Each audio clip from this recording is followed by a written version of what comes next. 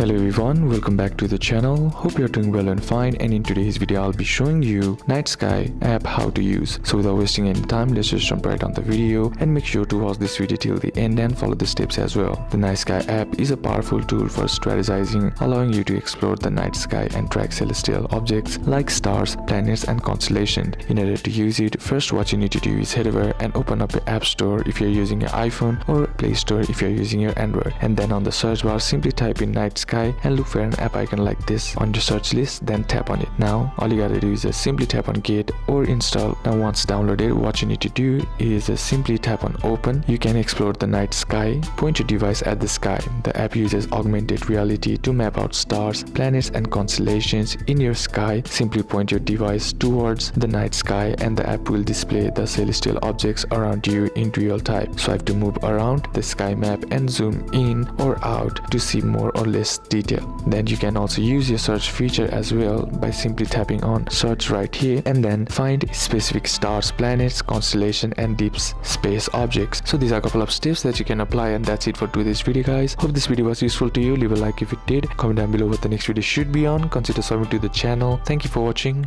Bye bye.